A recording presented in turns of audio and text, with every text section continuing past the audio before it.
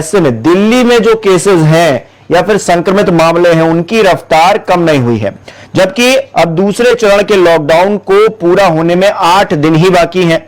8 दिन का समय सिर्फ बचा है दूसरे लॉकडाउन को खत्म होने में, 1 महीना ऑलरेडी हो चुका है। ऐसे में दिल्ली वासियों के मन में सवाल है कि क्या लॉकडाउन जारी रहेगा या फिर कुछ छूट आने वाले 3 तारीख के बाद दी जा सकती है। आपको बता दें कि स्वास्थ्य मंत्री सत्येंद्र जैन ने कहा है कि कंटेनमेंट जोन में दुकानें नहीं खुलेंगी। लॉकडाउन की मियाद को लेकर आज फैसला करना मुश्किल है। 1 या 2 मई को मामला साफ हो जाएगा कि क्या होना है। अभी जितने भी केस आ रहे हैं उनकी समीक्षा की जा रही है, उन पर चर्चा की जा रही है, बातचीत हो रही है। एक समय में दिल्ली में 3 दिन में केस 2 गुने हो रहे थे।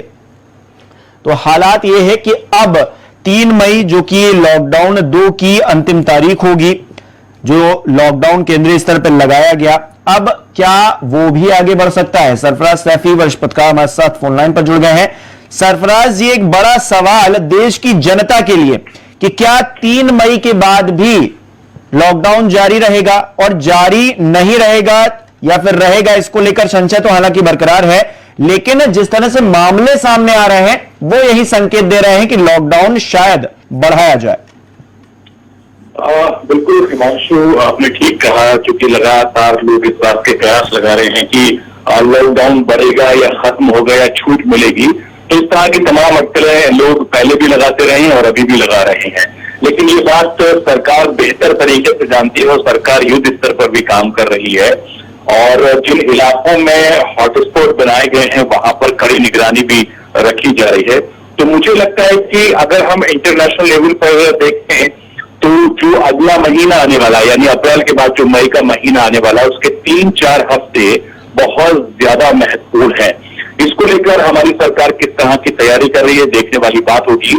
तो जैसा आपने भी कहा कि कयास लगा रहे हैं कि सरकार छूट देगी या इस लॉकडाउन को बढ़ाएगी, लेकिन अगर इंटरनेशनल आंकड़े अगर हम देखें, इंटरनेशनल लेवल पर अगर हम बात करें, तो मुझे लगता है कि ये जो आंकड़े हैं या ये जो लॉकडाउन का जो डेट है शायद वो बढ़ाएगी, मुझे ऐसा लग रहा है। ये सिर्फ अभी कयास है, आधिकारिक पॉजिटिव होनी बाकी है और कई स्तर पर लगातार मीटिंग चल रही है, लेकिन जो हमारे सोर्सेज भी हमें बता रहे हैं वो इस बात की तस्दीक भी कर रहे हैं कि अगले कुछ हफ्ते इंडिया के लिए बहुत ज्यादा महत्वपूर्ण है। सरफराज जी, अगर बात करें राजधानी दिल्ली की, तो क्योंकि हम लगातार देख रहे हैं वहां भी मामले बढ़ रहे हैं, तो ऐसे में राजधानी दिल्ली में अगर ये हाल है या फिर हम जिस तरह से महाराष्ट्र को स्थिति वहां की देख रहे हैं, गुजरात में भी स्थिति खराब होती हुई देख रहे हैं, तो क्या एरिया वाइज अब डिसाइड किया जाएगा 3 तारीख के बाद? आपको क्या लगता है, क्योंकि एरिया वाइज अगर डिसाइड करना है कि यहां पर चीजें खुलेंगी या फिर थोड़ी बहुत यहां पर ढील दी जा सकती है, तो उसमें कहीं ना कहीं स्थिति खराब हो जाती है। क्योंकि कल हमने दिल्ली में जिस तरह से देखा, थोड़ी सी छूट दी गई, उसके बाद लॉकडाउन की खुलकर जो सोशल डिस्टेंसिंग थी उसकी धज्जियां उड़ाई गई। बिल्कुल हिमांशु, और सबसे बड़ी बात यह है कि मुंबई देश की आर्थिक राजधानी है, वहां सबसे ज्यादा आंकड़े हैं और इस वक्त नंबर 1 पर मुंबई बना हुआ है, गुजरात है, उसके बाद उत्तर प्रदेश है, दिल्ली है। ये तमाम जो राज्य हैं या राजस्थान है, तो ये तमाम जो स्टेट हैं वो लगातार तेजी से बढ़ रहे हैं।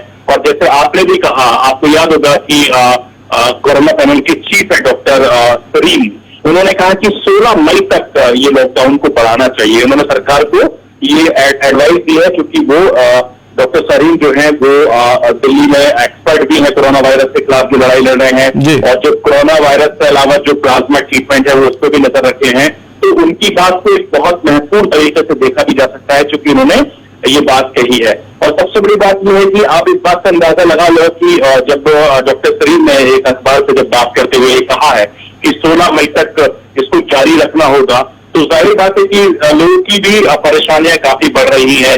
आपने देखा कि जो गरीब तबका है, जो इस वक्त सड़कों पर मजदूर हैं, हमारे जो देश के मेहनतकश लोग हैं, वो जगह जगह फंसे हुए हैं, उनकी परेशानी बनी हुई है। सरफराज जी देखिए, इस वक्त एक परिस्थिति और भी है, क्योंकि मान लीजिए गरीबों तक राशन जो सरकार की तरफ से दावा किया जा रहा है या फिर हालांकि पहुंचाया भी जा रहा है, गरीबों तक राशन पहुंचाया जा रहा है। जो अमीर है उनको इस तरह की कुछ जरूरत नहीं है, लेकिन जो मिडिल क्लास है, जो डेली हम उसको नहीं कह सकते कि वो डेली कमाता खाता है, लेकिन वो थोड़ा बचा कर रखता है अपने पास पैसा थोड़ा, क्योंकि वो ज्यादा इतना कमाता ही नहीं है कि वो बहुत ज्यादा बचा कर रखे, वो खर्च भी करता है, वो बचाता भी है। तो ऐसे में वो जब काम नहीं कर रहा है तो संकट, अगर लॉकडाउन बढ़ता है तो सबसे ज्यादा संकट तो उनके ही सामने, क्योंकि सरकारी योजनाओं का वो लाभ तो ले नहीं सकते, उनके पास जो कुछ जमा पूंजी है वो जब खर्च होगी तो स्थितियां और खराब हो जाएंगी अगर लॉकडाउन बढ़ता है तो। बिल्कुल हिमांशु, देखिए एक मैं आपको ग्राउंड लेवल की सच्चाई बताऊं तो आपके भी होश फाख्ता हो जाएंगे और शायद जो आपके दर्शक भी हैं वो भी इस चीज से सबक लेंगे। दिल्ली का मैं वाक्य बताता हूं, क्योंकि देश की राजधानी दिल्ली है। दिल्ली में एक परिवार थे, उसने तमाम इलाके के लोगों से, दूर दराज से लोगों से मदद की अपील करी, उनकी मदद नहीं हुई। उनको किसी तरीके से हमारा नंबर मिला, इनफैक्ट उन्होंने मुझे फोन किया, कई लोगों के जरिए भी मुझे फोन आया कि यहाँ पर कई परिवार ऐसे हैं जो फंसे हुए हैं, उनके पास राशन तक नहीं है। तकरीबन 25-30 वो परिवार थे। उस परिवार की मैंने डिटेल लेकर बाकायदा मैंने ट्वीट किया, दिल्ली के एलजी को ट्वीट किया, केजरीवाल साहब को ट्वीट किया, चूंकि सरकार उनकी है। उसके अलावा उनके कई सारे जो दिल्ली के अध्यक्ष हैं और जो उनके विधायक वगैरह हैं, उनको मैंने पर्सनली मैंने फोन किया, उनकी कोई मदद नहीं हुई। और आप ये आलम था कि उनके घर में राशन तक नहीं था।